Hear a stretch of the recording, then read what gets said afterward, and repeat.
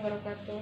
Perkenalkan Ibu, nama saya Nurul Hasana. Saya mahasiswi dari Stikes Bina Putra Banjar, prodi IKP semester 6. Maksud dan tujuan saya ke sini, yang pertama itu untuk silaturahmi kepada Ibu. Yang kedua itu saya akan melakukan penyuluhan. Nah, sebelum dilaksanakan penyuluhan kali ini, kita kontrak waktu dulu ya Bu. Kira-kira itu Ibu ada waktu berapa menit? Paling cuma 1 1 jam Mbak, sampai jam 12 ya. Baik. Sebelum melakukan penyuluhan saya akan bagikan ini dulu ya Bu. Mungkin bisa dilihat-lihat dulu. Nah, penyuluhan kali ini itu tentang PHBS. Sebelumnya Ibu udah tahu belum apa itu PHBS?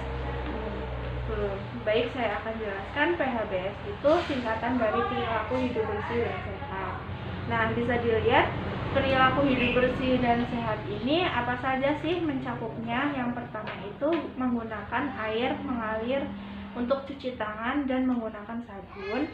Yang kedua itu ada menggunakan jamban sehat. Yang ketiga itu ada memberantas suntik nyamuk, makan buah dan sayur setiap hari, dan melakukan aktivitas fisik setiap hari, dan tidak merokok di dalam rumah. Nanti saya akan menjabarkan satu persatu ya Bu. Nah, baik, poin yang pertama di sini ada yang namanya menggunakan air mengalir pakai sabun setelah cuci tangan. Sebelumnya saya akan menanyakan terlebih dahulu kepada Ibu, kalau misalnya Ibu cuci tangan itu pakai air doang atau pakai sabun juga Bu? kadang-kadang cuma pakai air aja Mbak. Nah, kalau misalnya Ibu cuci tangan itu setelah melakukan aktivitas apa saja ya? Kayak Paling kalau misalnya habis masak gitu ya, kan Iya. tangannya lengket. ya habis masak. Nah, di dalam penerapan PHBS ini dianjurkan untuk mencuci tangan menggunakan sabun. Nah, setelah melakukan aktivitas apa saja sih? Yang pertama itu ada sebelum makan. Ibu sebelum makan itu harus mencuci tangan menggunakan sabun, sabun juga. Lalu setelah buang air besar atau buang air kecil, lalu setelah menyiapkan makanan, misalnya kayak habis masak atau sebelum masak, itu dianjurkan untuk cuci tangan menggunakan sabun terlebih dahulu.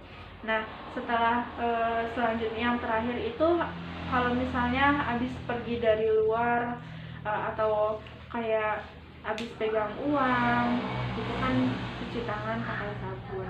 Nah, kita kan nggak tahu ya kalau misalnya bakteri itu bisa datang, bakteri dan virus itu bisa datang kapan aja. Apalagi COVID ini sekarang lagi naik lagi ya Bu. Terus yang poin yang selanjutnya itu ada menggunakan jamban sehat. Di sini saya akan menanyakan terlebih dahulu, Ibu itu kalau misalnya BAB atau BAK sudah mempunyai WC sendiri atau harus pergi ke sungai atau ke empang? Udah ada WC sendiri di rumah. Oh, udah ada WC sendiri ya. Baik. Yang poin yang ketiga itu ada memberantas suntik nyamuk ya Bu. Saya akan tanyakan dulu, kalau misalnya di sekitaran rumah Ibu itu ada bekas genangan air hujan, kan sekarang lagi musim hujan ya. Ada tidak ya? Ada kadang bakal habis hujan di vas-vas bunga kayak gitu. Oh, di ember Iya. gitu ya, di samping rumah. Nah, sebaiknya itu dibuang ya, karena itu tuh nanti jadi sarang nyamuk, jadi bakal benih jentik-jentik seperti itu. Nah, selanjutnya poin yang keempat itu ada makan buah dan sayur setiap hari. Sebelumnya mohon maaf, saya mau menanyakan, kalau Ibu itu setiap hari masak atau beli biasanya? Kadang kalau lagi males beli Mbak. Oh, beli Nggak ya. setiap hari masak. Ya, tidak apa-apa kalau misalnya beli, tapi sebaiknya diimbangin juga. Kalau misalnya beli itu harus ada sayurnya, ada buah, karena kan kita perlu vitamin, mineral, gizi seperti itu di dalam sayur dan buah ini kan sangat penting ya Bu. Jadi tidak cukup dengan daging gitu. Daging terus kan juga nggak baik ya Bu ya. Yang keempat itu ada melakukan aktivitas fisik setiap hari. Nah, saya akan menanyakan kepada ibu, kalau misalnya ibu itu pagi-pagi sering jalan-jalan pagi atau hanya di rumah saja? Paling jalan cuma ke warung beli sayur gitu Mbak. Dalam penerapan PHBS kali ini dianjurkan ya Bu, kalau misalnya pagi-pagi itu jogging, ya jalan-jalan agak jauhan sedikit gitu. Lalu kayak misalnya ibu berkebun, punya kebun nggak ibu sebenarnya? Punya. Ya paling jalan-jalan ke kebun ya, seperti itu ya Bu. Yang terakhir itu ada tidak merokok di dalam rumah. Nah di sini ibu kan ada suami, ada anak juga. Itu ya, ada yang merokok tidak ya? Ada, suami saya di rumah merokok Mbak. Merokok.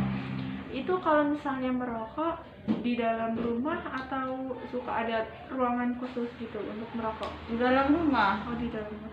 Nah, penerapan kali ini itu tidak dianjurkan untuk merokok di dalam rumah. Jadi karena itu dapat menghambat sirkulasi udara yang jadi akan kualitas udaranya itu buruk ketika dihirup sama kita ya. Mungkin nanti bisa dibilangin ke bapaknya jangan merokok di dalam rumah gitu ya Bu. Nah tadi kan saya sudah menjelaskan semuanya ya Bu. Sekarang Ibu ada pertanyaan atau tidak ya tentang PHBS kali ini, penyuluhan kali ini? Gimana cara cuci tangan yang benar ya Mbak? Cara cuci tangan yang benar itu kalau seperti ini, bisa ikutin saya ya Bu, seperti ini. Lalu ke punggung tangan, lalu di sela-sela jari dikunci, terus lalu dikunci seperti ini. Lalu jempolnya juga ikut nih, jempolnya ikut. Lalu kuku-kukunya dibersihkan seperti ini, lalu baru dibilas seperti itu. Nah, bisa Ibu contohkan lagi atau tidak ya? Bisa kali ya. Kalau salah mau dibimbing ya Mbak. Begini. Ya. Lalu dikunci. Dibilas. Iya. Ibu sudah melakukannya dengan benar. Mungkin untuk penyuluhan kali ini cukup ya Bu. Kalau misalnya Ibu itu tidak ada pertanyaan lagi, semoga ilmunya yang bisa saya bagikan itu bermanfaat untuk Ibu, dan selanjutnya Ibu bisa menerapkan PHBS ini di dalam diri Ibu sendiri atau di keluarga Ibu, lalu di keluarga Ibu. Waktunya juga kita terbatas ya, nggak bisa nggak bisa lama-lama gitu.